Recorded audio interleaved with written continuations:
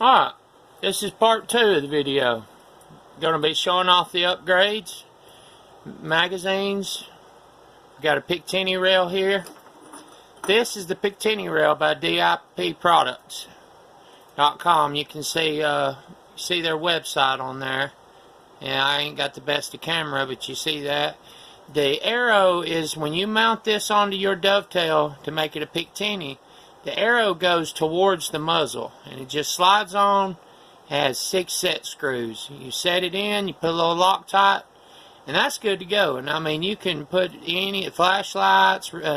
I chose to put a red dot. That's what I'm putting. I'm a poor man. I can't buy high dollar stuff, so I use what I have on hand. And I had this little red dot scope. It's a good scope. It's been put up for probably 3 years, but this red dot's going to go on my 795 that we reviewed about earlier. But okay, we've addressed the red dot in the Picatinny. Now, we was talking about the charging handle, how I was going to change that handle right here. Well, I'm changing it with a DI Products, their charging handle, which is oversized, perfect for scope, red dot mounting, so that you can get a better grip. Now, when you get these, you do have to use, I use a Dremel and a grinder bit, and you grind down each side just enough where it fits into the bolt. And it says when you buy it that it will require it. This one's not brand new. It's been used a little. It's not old, but I've had it for a few months. But this one here, it's in good shape. It fits the bolt good. But that's the charging handle. Alright, we've addressed that. Now, what do we do about a crappy plastic trigger guard? Well, the solution, and the only solution I've found, is a DIP Products trigger guard. Made all out of aluminum. Hard aluminum. I mean, I guess you could break it if you really wanted to, but we're doing away with that polymer right there we discussed about in the last video. Doing away with that. We're putting this. Now, they do not supply the spring here from the factory guard. They do not supply the safety or the spring and plunger that goes in right here for the safety to work. All they supply you with is the guard and the trigger, and instead of push pins, you have Allen screws in this one. And everything's part numbered. Now this one you can see the website better. DIProductsincorporated.com. Now, for you Marlin 60 lovers out there, don't worry. They've got one for you, too. And I actually have one. I'm not using it, but this is how you get it.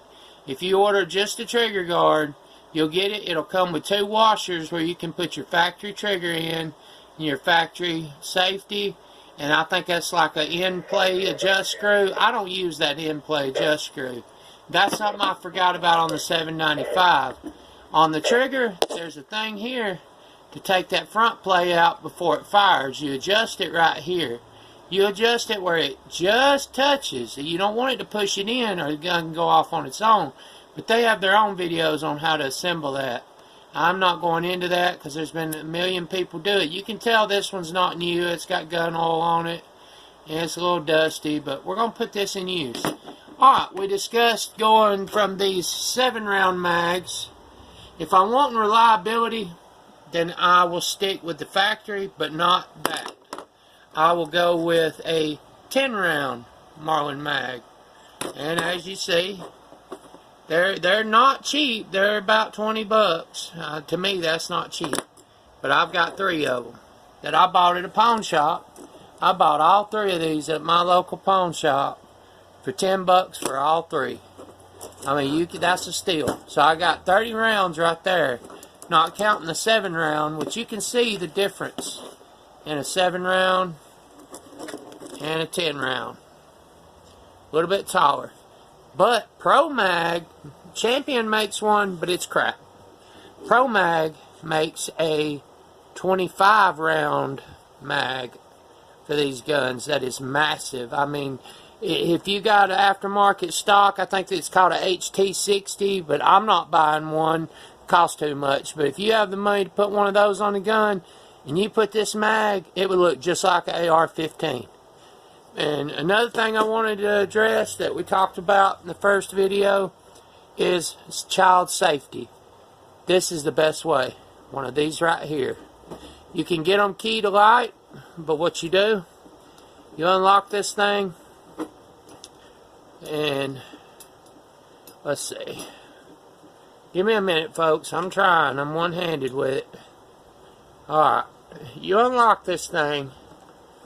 I ain't going to be able to get it. But anyway, it unlocks, and then you take your trigger, and one side of this goes on each side and will fit any trigger, even handguns.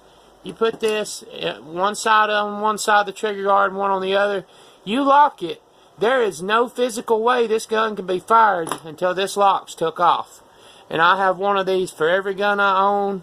And if you can get them key to light, that's the way to go. But safety is always important with children in a home.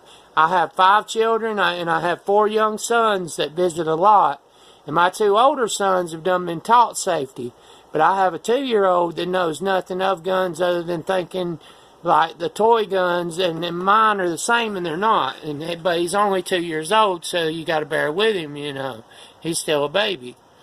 But all this stuff will be on this gun in the next video. And just stay tuned. And I'm sorry I got a little long-winded on this one, but these are all the accessories going into this. And this makes part 2 of the Marlin 795 project. And thank you again, and subscribe, like if you like it, comment. Hey, I'm open for comments, you know. I like nice comments, and I like comments if I say something wrong. If I said something wrong in a comment, hey, let me know, because I'm willing to learn, you know. The only way to learn is you got to listen. If you think you know it all, then you ain't never going to learn. But thank you guys for watching, and I'll get back with you in the next video. Thank you.